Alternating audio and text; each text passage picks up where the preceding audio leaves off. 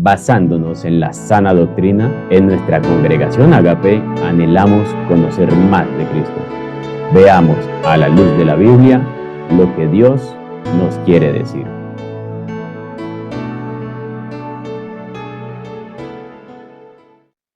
Leo con la bendición del Padre, de Jesucristo el Hijo y del Espíritu Santo. Amén. Estamos leyendo la versión Reina Valera 1960, esperando que sea de una bendición a todos aquellos a quien Dios a bien tenga el llevarle este mensaje. Capítulo 6, Libro de los Hechos. Dice así: en aquellos días, como creciera el número de los discípulos, hubo murmuración de los griegos contra los hebreos, y que las viudas de aquellos eran desatendidas en la distribución diaria. Entonces los 12 convocaron a la multitud de los discípulos y dijeron: no es justo que nosotros dejemos la palabra de Dios para servir las mesas. Buscad, pues, hermanos, de entre vosotros, a 7 varones de buen testimonio, llenos del Espíritu Santo y de sabiduría, a quienes encarguemos este trabajo. ¿Cuál era el trabajo? Servir las mesas. Ese era el trabajo. Entonces, vamos a leerlo otra vez con detenimiento. En aquellos días se refiere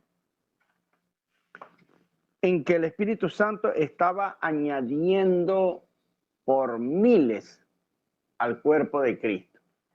Por miles. Entonces,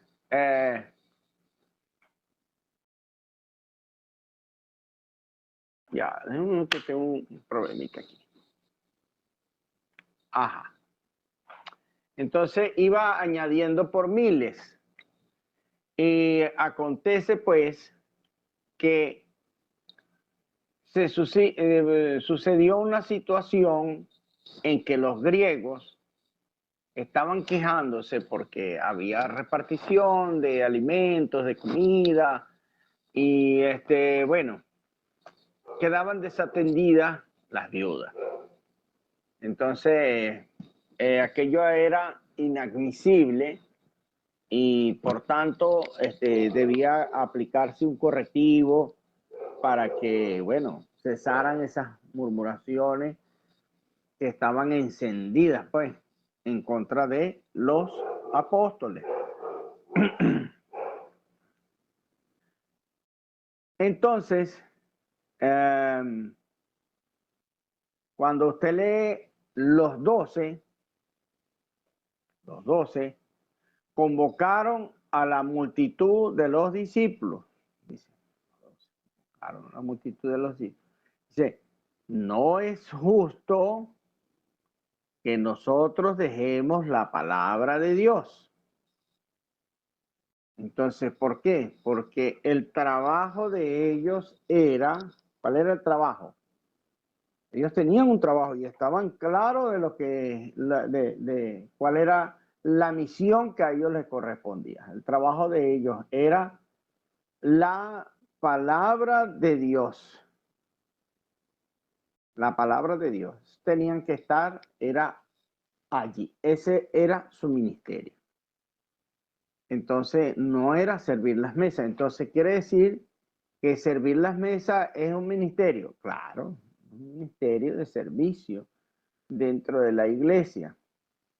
Sin embargo, cuando nosotros seguimos escudriñando, la sugerencia de los 12, de los apóstoles, fue: hermanos, de entre vosotros, dice, pues hermanos, de entre vosotros, a 7 varones de buen testimonio, llenos del Espíritu Santo y de sabiduría. La exigencia fue esa. Esa fue. Y ustedes saben que una cosa va de la mano con la otra. Si es alguien de buen testimonio, se supone que es una persona que está llena del Espíritu Santo. Y si es una persona que está llena del Espíritu Santo, es una persona llena de sabiduría, una persona sabia. Entonces, ese trabajo dentro de la iglesia, que no debe tomarse como una cosa menor. ¿Por qué? Porque si fuera una cosa menor, las exigencias no fueran tales. Ser lleno del Espíritu Santo es cosa seria. Es una comunión y una interrelación diaria con el Espíritu Santo. No tiene nada que ver con temblar y hablar en lengua. No.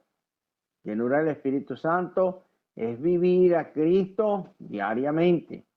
Comunión con Él. Bueno, entonces a este trabajo se le iba a encargar a estos siervos de Dios y dice, y nosotros, es decir, los que estaban al frente de la iglesia, persistiremos en la oración y en el ministerio de la palabra. Son ministerios distintos. Entonces, que para lo cual no debían estar, si para repartir las mesas se requiere ser lleno del Espíritu Santo, tener sabiduría y de buen testimonio, pues para el ministerio de la oración y el ministerio de la palabra, cuanto más. Cuanto más. Pero para los ministerios de servicio dentro de la iglesia, eso los puede escoger la misma iglesia. Pero para el ministerio de la palabra, eso los escoge el Señor. Aleluya. Agradó la propuesta a toda la multitud y eligieron a Esteban, varón lleno de fe del Espíritu Santo, a Felipe, a Prócoro, a Nicanor, a Timón, a Parmenas, a Nicolás, prosélito de Antioquía, a los cuales presentaron ante los apóstoles, quienes orando les impusieron las manos. Amén. Quienes orando les impusieron las manos. Entonces, ¿y por qué le imponen las manos? Porque los apóstoles que estaban encargados del ministerio de la oración, del ministerio de la palabra, son a quienes les corresponde hacer imposición de manos para la aprobación de estos ministerios. Gloria a Dios. Si ustedes se fijaron en un detalle, por ninguna parte aparece el apóstol Pablo, ¿verdad? Todavía. Sin embargo, dice que hay 12 apóstoles. ¿Se fijaron en eso?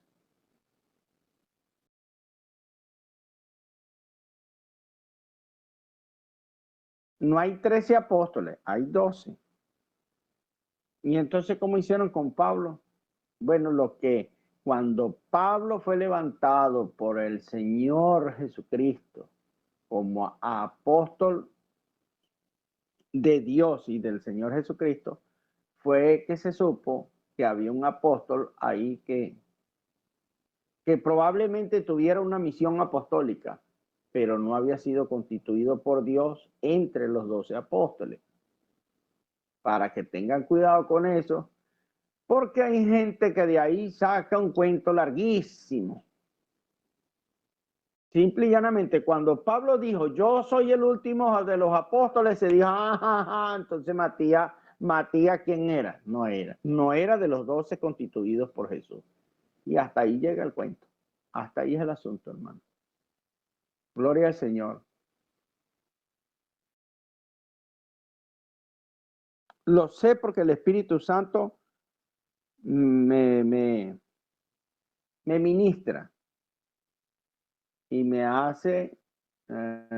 puntualiza que haga esa observación, porque sé que alguien se preguntó eso. Bueno, entonces, mire lo siguiente. El versículo 5 dice, esta gente estaba muy organizada, ¿verdad? O sea, había gente que estaba aportando, no había necesidad entre ellos, no había egoísmo, no había mezquindad, ya lo leímos en el capítulo 5, salió por ahí un avaricioso y el Espíritu Santo le dijo, no, va a echar a perder la iglesia, chao, usted y su mujer fuera, y quedaron fuera del asunto. Y entonces el ministerio crecía y se añadían almas, bueno, y había comida, y entonces parece que los apóstoles no se daban abasto para esto, entonces ya no se estaban ocupando como tenía que ser de la oración y de la palabra de Dios, porque habían demandas y demandas y demandas, ya habían murmuraciones. Entonces ellos delegaron funciones dentro de la iglesia, y esas personas revestidas de autoridad, gloria al Señor, obviamente, dentro de la comunidad cristiana, personas reconocidas, porque dice, agradó la propuesta a toda la multitud. Entonces, la iglesia certificó aquello, y son personas que gozaban del testimonio, por tanto, son personas que gozan de la consideración y del respeto dentro de la iglesia. Importantísimo el testimonio de nosotros dentro de la iglesia. A nosotros nos debe importar, como hijos de Dios, no, yo soy una persona que me portó bien. Bueno, según su criterio, seguramente sí. Pero ¿qué opina la iglesia de tu testimonio? ¿Qué opina la iglesia de tu testimonio? Porque usted sabe que uno siempre tiene un, tiene un muy alto nivel de estima de uno mismo. Y en las partes en las que de repente no están bien, entonces uno mismo se da valor y dice, bueno, pero es que nadie es perfecto, nadie es perfecto. Y entonces, así la gente debe ver que hasta para una cosa que aparentemente es insignificante, debe tener buen testimonio. Cuanto más, ojo, sin descalificar a los que reparten la comida dentro de la iglesia, porque es una forma de adorar a Dios también, con honestidad, con equidad, con reverencia, con humildad. Los que cantan también. Sí, para repartir las mesas se exige ese nivel, para cantar y para otra cantidad de cosas, para evangelizar y etcétera, etcétera, etcétera. Bueno, entonces dice así. Entonces los apóstoles les impusieron las manos y así quedaron delegados en sus funciones para que siguieran ejerciendo lo que ya se les había solicitado y aprobado por la multitud. Y crecía la palabra del Señor y el número de los discípulos se multiplicaba grandemente en Jerusalén. O sea, todo esto fue un acontecimiento, un terremoto. Ah, que se murió Jesús y se acabó el cuento. No, hermano, ahí fue donde empezó. Así que aquellas personas que han atacado el evangelio, han atacado el cristianismo y han dicho cualquier cantidad de cosas, que incluso decir que Jesucristo fue un fracasado, pues mire, eso no es lo que dice la Biblia. Son gente anticristiana, porque no es lo que dice la Biblia. Ahí dice, si esto fuera sido un fracaso, bueno, no existiera el cristianismo y nosotros ni siquiera estuviéramos reunidos. Después de 2000 años, no estaríamos reunidos de esta manera, y hablando de Jesús y hablando de las proezas del Espíritu. No ha sido ningún fracaso.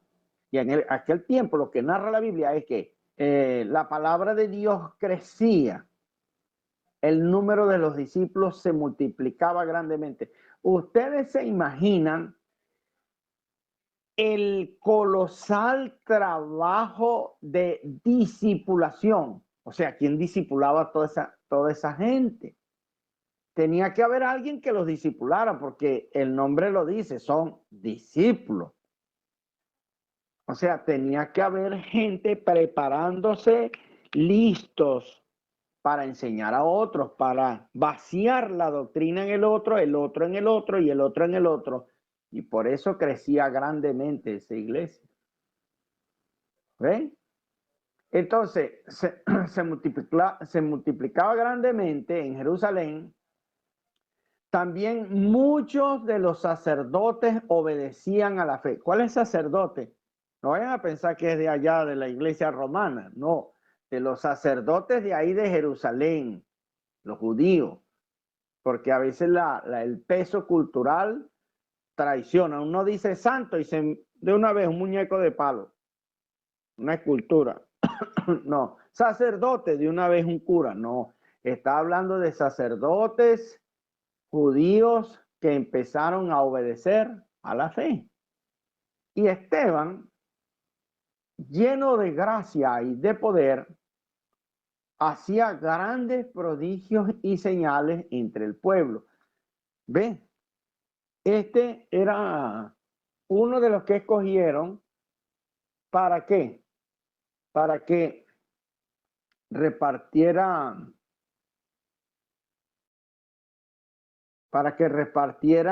las mesas.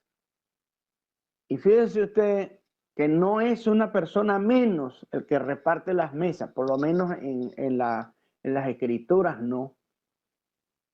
Este que fue uno de los 7 escogidos para repartir, ¿qué? Yo no sé qué comían esta gente. Pero lo que comieron seguramente una comida muy, muy sencilla. Esteban, dice la palabra, que aquí se me movió.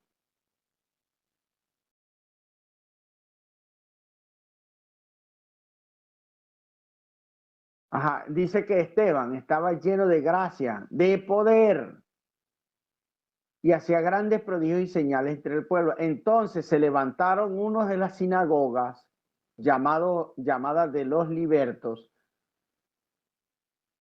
y de los de Cirenes de Alejandría, de Cilicia y de Asia, disputando con Esteban. O sea, unos judíos que no se habían convertido y empezaron la diatriba ahí con Esteban. A pesar de que lo veían que Dios los usaba haciendo señales. Pero dice la escritura que no podían resistir a la sabiduría y al Espíritu Santo con que hablaban. Mira, te voy a decir algo, querido hermano. Dios nunca te va a traer, anota esto si quieres, Dios nunca te va a traer a la memoria una palabra que tú nunca leíste. No te la va a traer a la memoria una palabra que tú no leíste.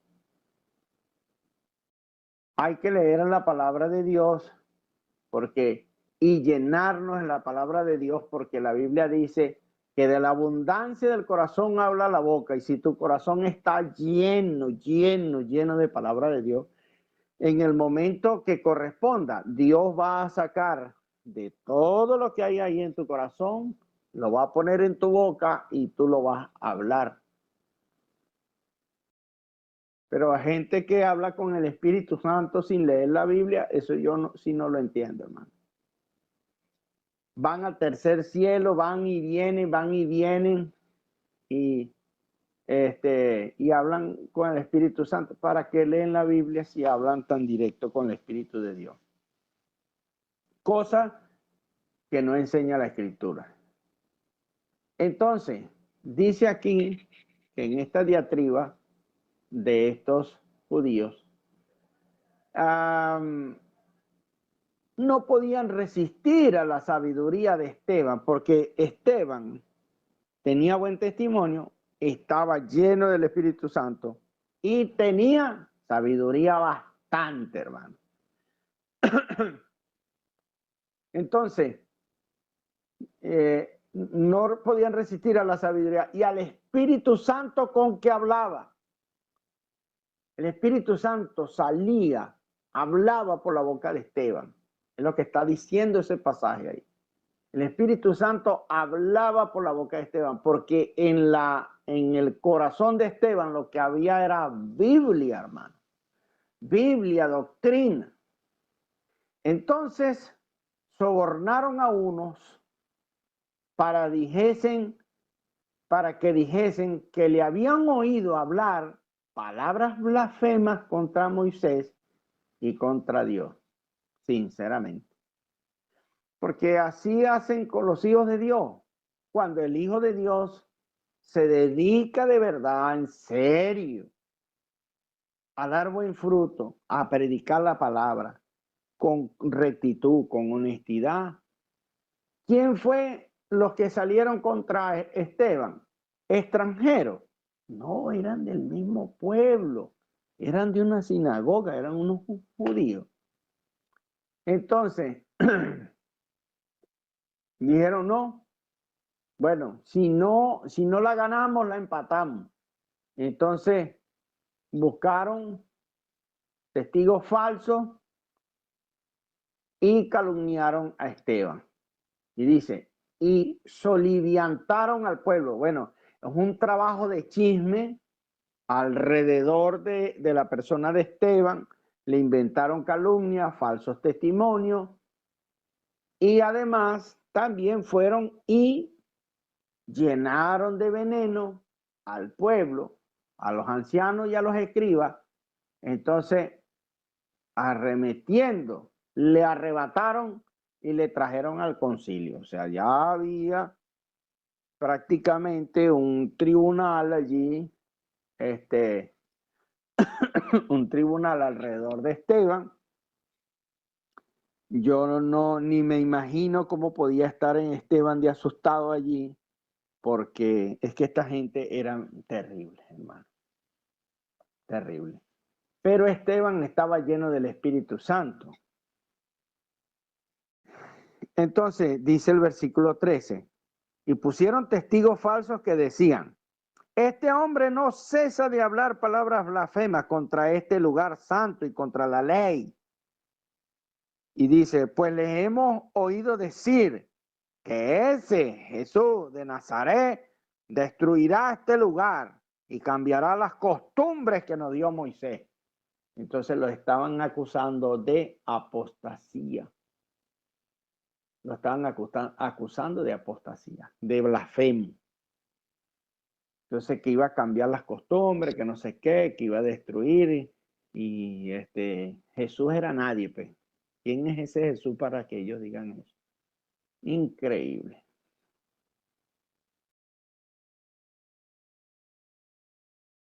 Entonces todos los que estaban sentados en el concilio, al fijar los ojos en él, vieron su rostro como el de un ángel.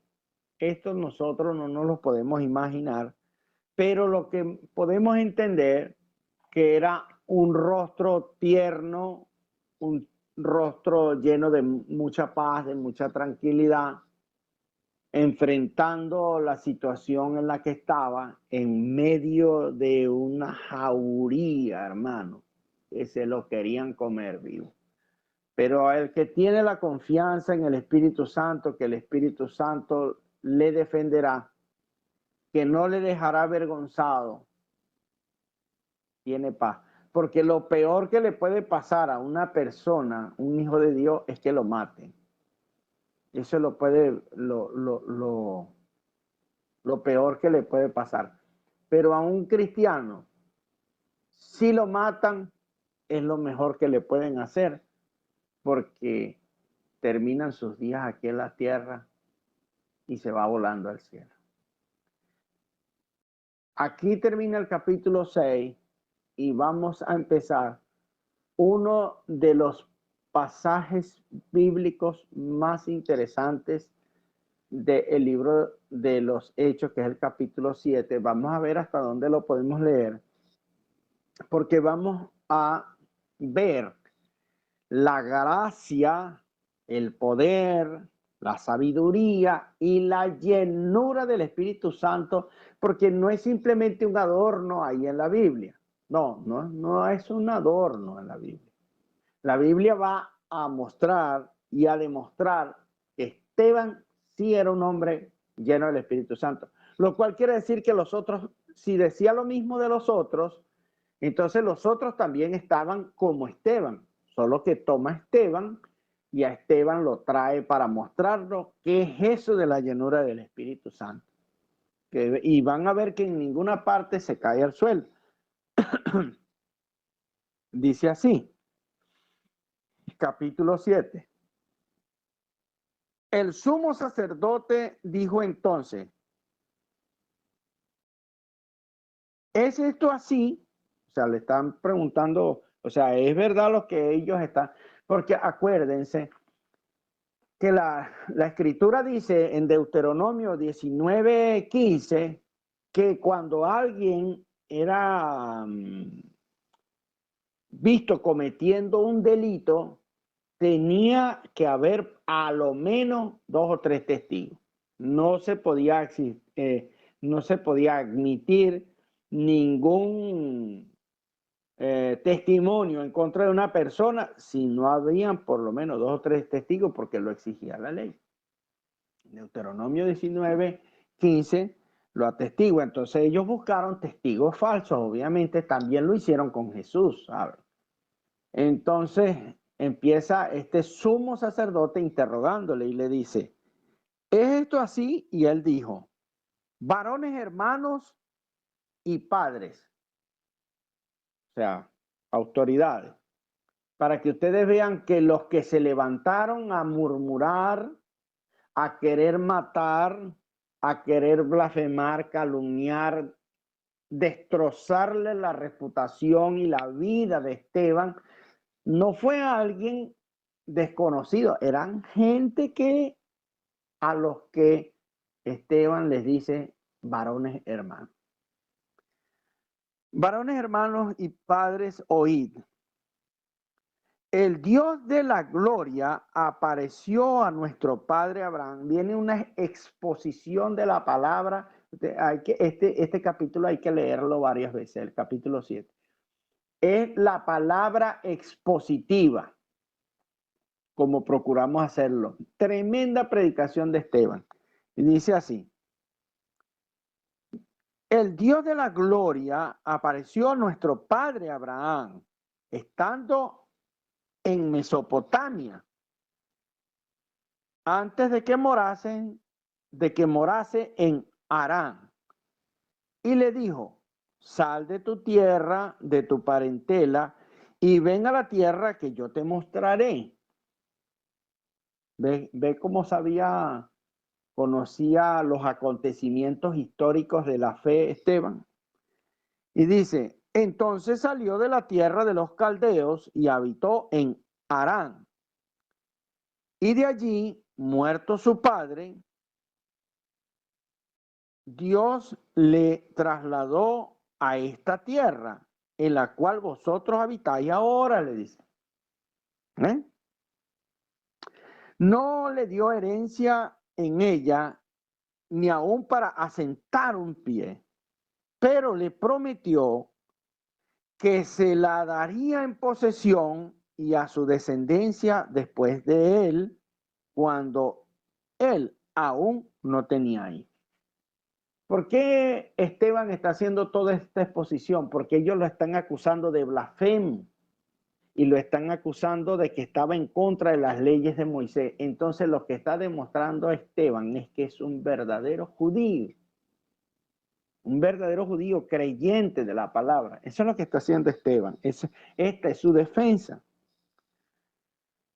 Y él le dijo, y le dijo Dios así, que su descendencia sería extranjera en tierra ajena y que los reducirían a servidumbre y los maltratarían por 400 años. Está hablando de la descendencia de Abraham, Isaac, Jacob y de las 12 tribus de Jacob, que se llamó Israel después, y quedaron prisioneros en Egipto por más de 400 años.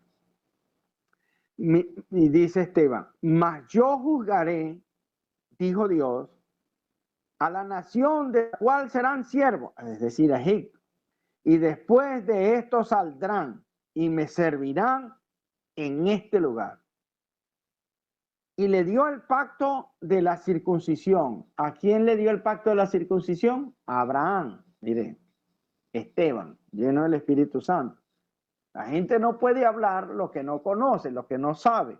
No puede explicar lo que no sabe, lo que no ha leído, lo que no se ha documentado, hermano. Y para eso está la Biblia. Gloria al Señor. Entonces le dio el pacto de la circuncisión y así Abraham engendró a Isaac y le circuncidó al 8º día, e Isaac a Jacob y Jacob a los 12 patriarcas.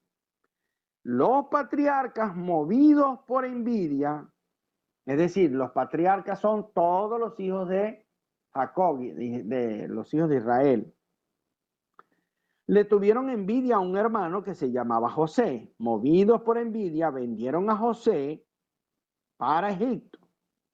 Pero Dios estaba con él, con José, y le libró de todas sus tribulaciones, y le dio gracia y sabiduría delante de Faraón, rey de Egipto, el cual lo puso por gobernador sobre Egipto. Mire la cronología que lleva Esteban. Esteban realmente era una persona de buen testimonio, llena del Espíritu Santo y llena de sabiduría. Con razón esta gente no lo podían resistir. Mire la secuencia, la cronología, porque está contado cronológicamente, casi que un historiador esté. Entonces, dice, y le libró de todas sus tribulaciones y le dio gracia y sabiduría delante de Faraón, rey de Egipto, el cual lo puso por gobernador sobre Egipto y sobre toda su casa. Vino entonces hambre en toda la tierra de Egipto y de Canaán, y grande tribulación. Nuestros padres no hallaban alimentos. Cuando oyó Jacob que había trigo en Egipto, envió a nuestros padres la primera vez. Y en la segunda, José se dio a conocer a sus hermanos y fue manifestado a Faraón el linaje de José. Y todo esto lo está haciendo Esteban delante del concilio que le están acusando y respondiendo a la pregunta que le hizo el sumo sacerdote. Mire qué larga la respuesta. Y en la segunda se dio a conocer a sus hermanos y manifestado a Faraón el linaje de José. Y enviando José hizo venir a su padre Jacob y a toda su parentela en número de 75 personas. Así descendió Jacob a Egipto, donde murió él y también nuestros padres, todos los hijos de Jacob, los cuales fueron trasladados a Siquén y puestos en el sepulcro que a precio de dinero compró Abraham de los hijos de Amor en Siquén. Pero cuando se acercaba el tiempo de la promesa que Dios había jurado a Abraham, el pueblo creció y se multiplicó en Egipto. Hasta que se levantó en Egipto otro rey que no conocía a José. Este rey, usando de astucia con nuestro pueblo, maltrató a nuestros padres a fin de que expusiesen a la muerte a sus niños para que no se propagasen. En aquel mismo tiempo nació Moisés. O sea, ya habían pasado 400 años y tanto, 400 y tanto. y fue agradable a Dios y fue criado 3 meses en casa de su padre. Pero siendo expuesto a la muerte, la hija de Faraón le recogió y le crió como a hijo suyo. ¿Quién lo recogió? La princesa, la hija de Faraón, y lo crió como un príncipe de Egipto, Moisés. Entonces, y fue enseñado Moisés en toda la sabiduría de los egipcios.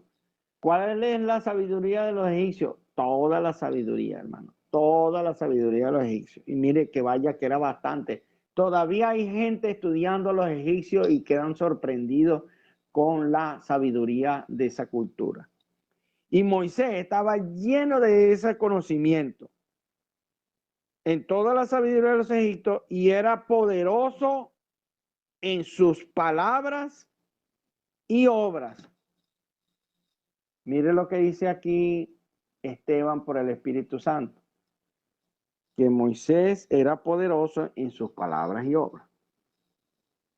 Dice, cuando hubo cumplido la edad de 40 años, le vino al corazón el visitar a sus hermanos, los hijos de Israel, y al ver uno que era maltratado, es decir, un hijo de Israel, lo defendió e hiriendo al egipcio, vengó al oprimido. Pero él pensaba que sus hermanos comprenderían que Dios le daría libertad por mano suya, mas ellos no lo habían entendido así. Y al día siguiente se presentó a uno de ellos que reñían y los ponía en paz, diciendo, varones hermanos sois, ¿por qué os maltratáis el uno al otro? Y ahí estaban peleando dos israelitas. Entonces el que maltrataba a su prójimo le rechazó diciendo, ¿quién te ha puesto por gobernante y juez sobre nosotros? No entendieron. No entendieron. ¿Quieres tú matarme como mataste ayer al egipcio? Al oír estas palabras, Moisés huyó y vivió como extranjero en tierra de Madián, donde engendró 2 hijos. ¿Se da cuenta? Moisés pensaba que nadie se había enterado del asunto, que todo estaba así como Cayetano, calladito la boca, nadie sabía, todo el mundo sabía. Bueno, y esa historia pasó de generación en generación, porque Esteban está hablando de un evento que ocurrió 15 siglos atrás. 15 siglos atrás, 1500 años atrás. O sea que Esteban sabía de historia, pero bastante, de historia de su nación, de sus orígenes, de dónde vienen ellos. Entonces él cuenta que Moisés de 40 años huyó porque entendió que se había regado la noticia de que él había matado a un hombre y que ese hombre era un egipcio. Entonces tenía que responder por la muerte de ese hombre. Entonces huyó teniendo ya 40 años. Bueno, entonces, pasados 40 años, estoy leyendo el versículo 30. Pasados 40 años, un ángel se le apareció en el desierto del monte de Sinaí, en la llama de fuego de una zarza. Entonces Moisés mirando se maravilló de la visión y acercándose para observar, vino a él la voz del Señor.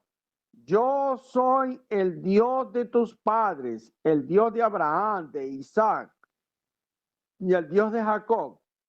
Perdón. Y Moisés temblando no se atrevía a mirar y le dijo, Señor, quita el y le dijo el Señor, quita el calzado de tus pies porque el lugar en que estás es tierra santa.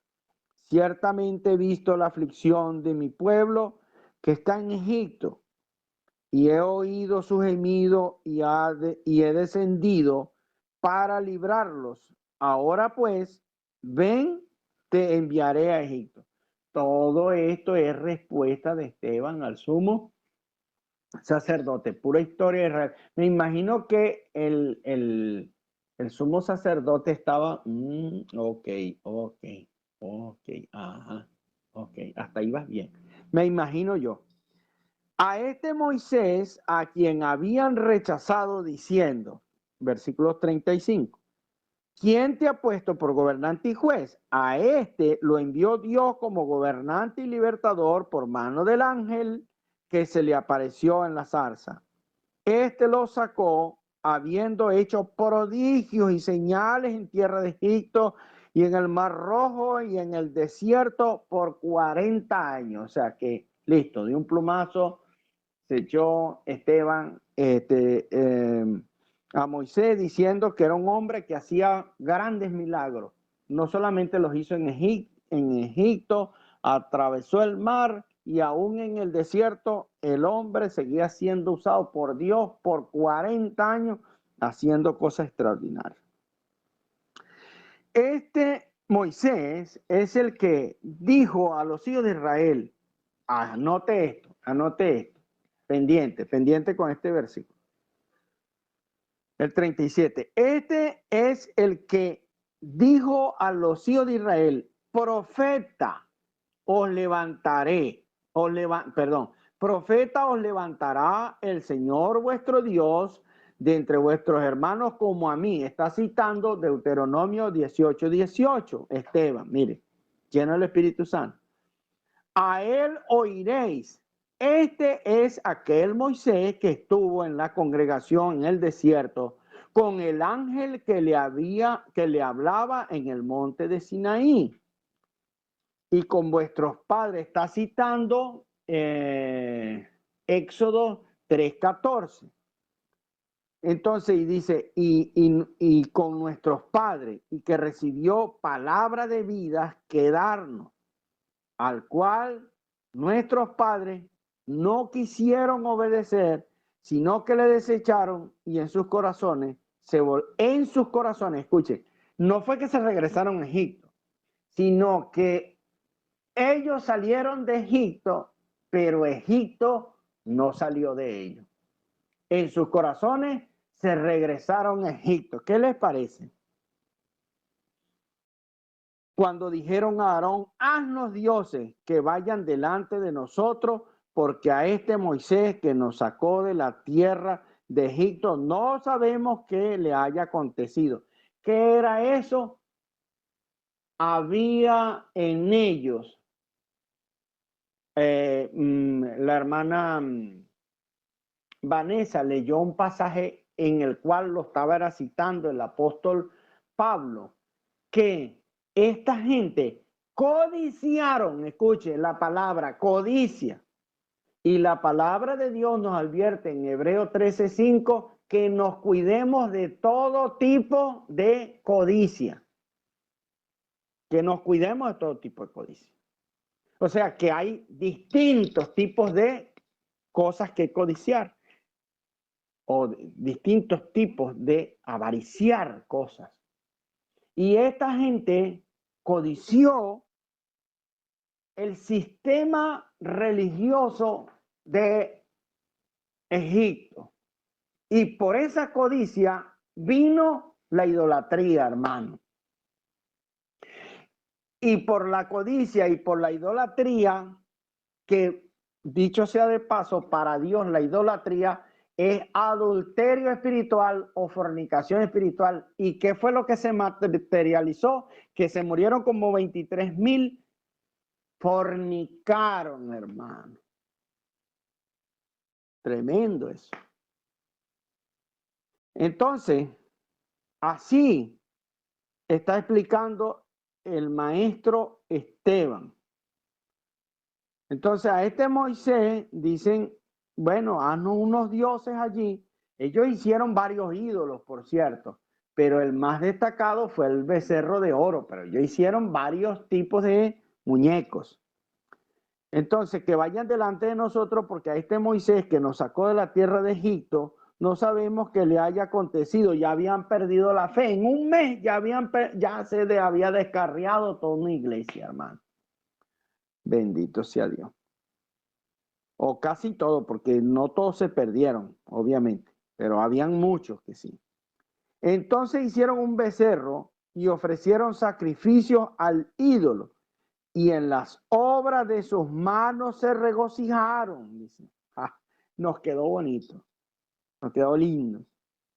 Y Dios se apartó y los entregó a que rindiesen culto al ejército del cielo. Esta frase, ejército del cielo, culto al ejército del cielo, son demonios.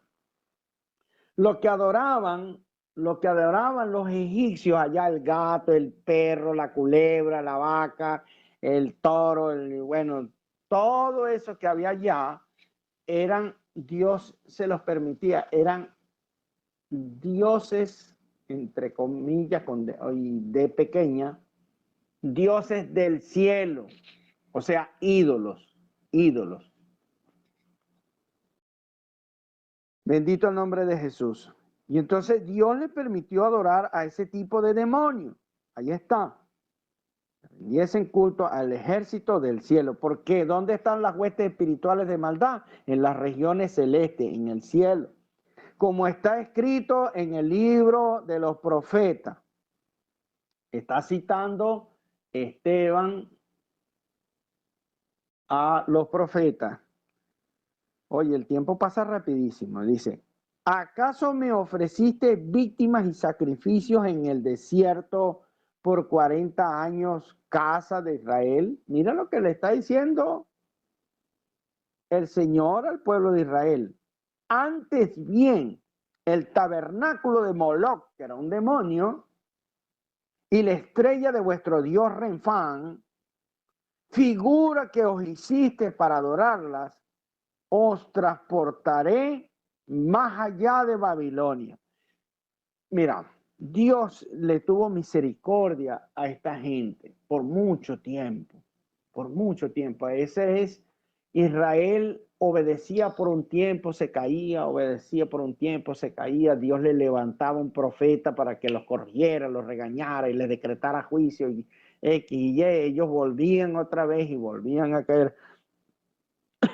Israel, todo el pueblo de Israel, también es un tipo y figura de nuestro Señor Jesucristo, porque se suponía que el pueblo de Israel iba a alumbrar a las demás naciones, siendo una nación justa, recta, santa, apartada para Dios, viviendo un gobierno teocrático, donde Jehová de los ejércitos era el que gobernaba a esta nación, de manera que eso fuera luz a las naciones y vinieran los prosélitos, los extranjeros, a querer vivir bajo las reglas, las normas, la equidad y la justicia y la santidad de este pueblo, porque ellos eran un modelo, pero al mismo Israel se quedó pequeño delante de Jesucristo.